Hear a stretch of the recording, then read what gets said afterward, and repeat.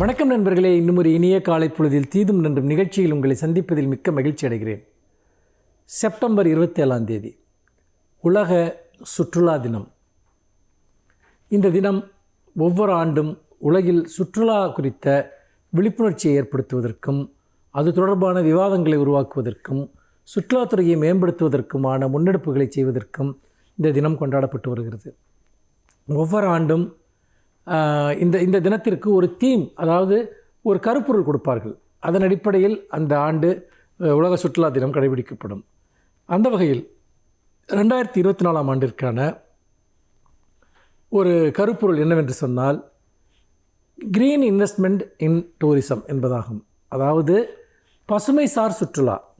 அந்த பசுமைசார் சுற்றுலாவை எப்படி வளர்த்தெடுப்பது, சுற்றுலாத்துறையையும் அந்த சுற்றுச்சூழல் இயக்கத்தையும் எப்படி இணைப்பது என்கிற மிக முக்கியமான ஒரு பொருளில் இந்த 2024 ஆண்டு இந்த உலக சுற்றுலா தினம் கொண்டாடப்படுகிறது.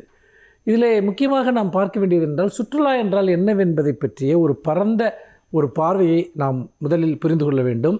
அதற்கு பிறகு இந்த பசுமை சுற்றுலா என்பதை நாம் அதை பற்றி பேசலாம். சுற்றுலா என்பது வெறுமனே இடங்களை அல்லது மலைகளையோ அல்லது பள்ளத்தாக்குகளையோ காடுகளையோ வேடிக்கை பார்ப்பது மட்டுமல்ல. சுற்றுலா என்பது மிகவும் பரந்த ஒரு பொருளில் இன்றைக்கு வழங்கப்படுகிறது. உதாரணமாக டூரிசம் என்று வருகிற போது ஒரு ஹெல்த் டூரிசம் என்பது இன்றைக்கு மிக முக்கியமான ஒன்றாக இருக்கிறது, அல்லது மெடிக்கல் டூரிசம் என்பது. அந்த வகையில் பார்க்கிற போது உலகத்தில் சிறந்த மருத்துவ வசதிகள் குறைந்த செலவில் கிடைக்கக்கூடிய நாடுகளை தேடி மக்கள் செல்வது என்பதும் அந்த ஒரு ஹெல்த் டூரிசத்தினுடைய ஒரு முக்கியமான ஒரு பகுதியாக இருக்கிறது. உதாரணமாக இந்தியாவில் சென்னை நகரம் அப்படிப்பட்ட ஒரு மெடிக்கல் டூரிசத்தினுடைய ஒரு ஸ்பாட்டாக விளங்கி கொண்டிருக்கிறது. உலகின் பல நாடுகளிலிருந்தும் இங்கு சென்னைக்கு மருத்துவத்தை தேடி வருகிறவர்கள் இருக்கிறார்கள்.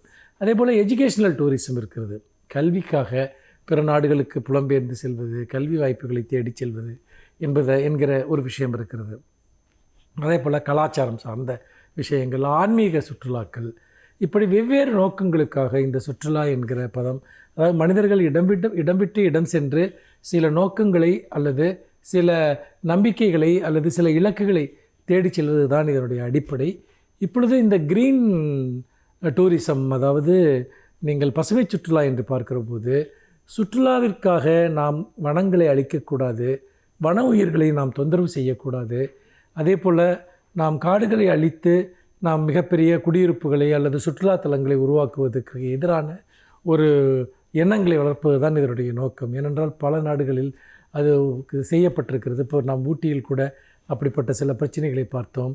அங்கு யானைகளினுடைய வழித்தடங்களை மறித்து ரிசார்ட்டுகள் உருவாக்கப்பட்டதன் விளைவாகவோ அங்கு பல பிரச்சனைகள் ஏற்படுவதை நாம் பார்க்கிறோம். இப்படி வன உயிர்களுக்கு பாதுகாப்பை, வன உயிர்களுக்கான வாழ்விடங்களை ஆக்கிரமிக்காமல் ஒரு இயற்கை சார்ந்த, அதாவது ஈகோ டூரிசம் என்று சொல்லக்கூடிய அந்த சுற்றுச்சூழல் சார்ந்த டூரிசத்தை வளர்ப்பது தான் இந்த ஆண்டினுடைய மிக முக்கியமான ஒரு கருப்பொருளாக வைக்கப்பட்டிருக்கிறது.